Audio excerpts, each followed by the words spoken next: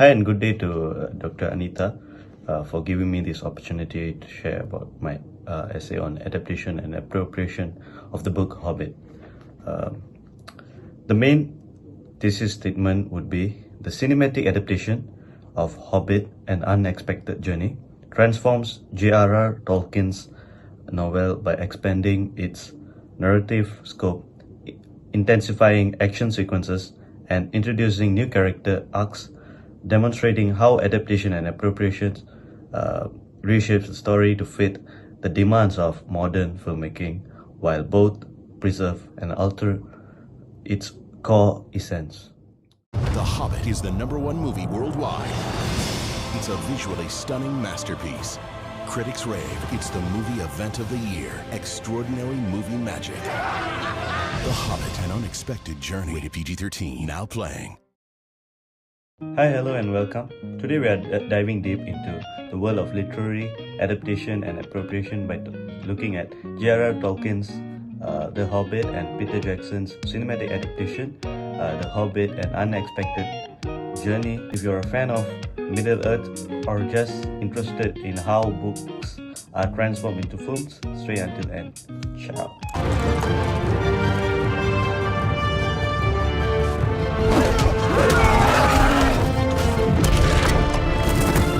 You have a tale or two to tell when you come back? Can you promise that I will come back? No. And if you do, you will not be the same. My name is Bilbo Baggins. Baggins's. What is Baggins's? Precious. My main argument today is that The Hobbit, An Unexpected Journey is not just an adaptation from Tolkien's novel, but an appropriation that reshapes the story to fit modern cinematic expectations. It does this through three main key aspects, which is transposition, creation, and reception. Let's break it down. Bagani!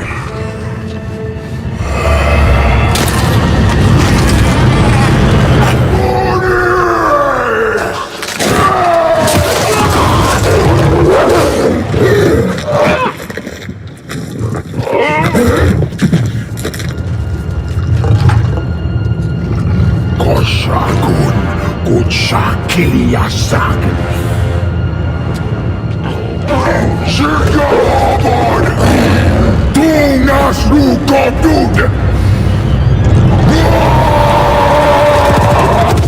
First up, we have transposition. This is when filmmakers take elements from the book and expand them from one medium into a new medium. A great example of this is Azog the Defiler. In Tolkien's novel, Azog is a background character mentioned only in historic context, but in the film, he becomes a major antagonist, constantly hunting for Thorin and his company. Next, we have creation. This is when filmmakers expand on existing material to add depth and complexity. A perfect example of this is the famous scene where Riddles in the Dark between Bilbo and Gollum. While the film stays true to the book core dialogue, it enhances the tension with cinematography, lighting, and Andy Serkis's phenomenal motion capture performance. In the book, this scene is more important because it marks Bilbo's acquisitions of One Ring, but the film adaptation adds psychological weight by emphasizing Bilbo's internal conflict should he kill Gollum or spare him. This moment subtly foreshadows Bilbo's role in The Lord of Rings and highlights themes of mercy and fate. Scabell rabbits. I'd like to see them try.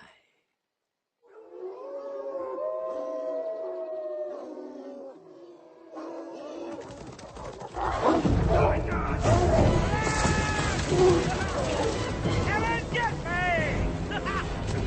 Siege!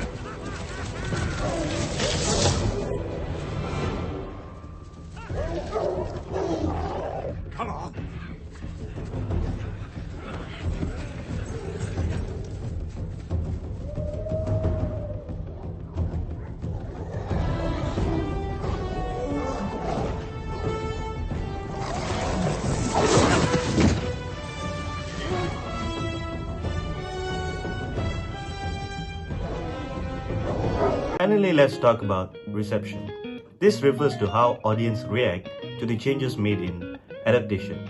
A major example in this is that the addition of the character Radagast the Brown and Necromancer subplot. In the book, Radagast is barely mentioned and the Necromancer remains an unseen force. But Jackson's films expands this subplot, showing Radagast investigating Dol Guldur and discovering Sauron's return. So what does that all mean for the Hobbit as a story? Well, The Hobbit, An Unexpected Journey showcases both adaptation and appropriation at the work. While the film keeps Tolkien's core narrative, it also expands, alters and intensifies elements to fit the blockbuster format. Whether these changes enhance or retract from the story depends on what you value the most, faithfulness to the book or cinematic spectacle. And that's a wrap for today's discussion. What do you think? Did Peter Jackson's changes make The Hobbit better or worse? Thanks for watching and see you in the next video. Thank you. That, my dear Owen, is a thrust. But we'll take it as a sign. A good omen. You're right. I do believe the worst is behind us.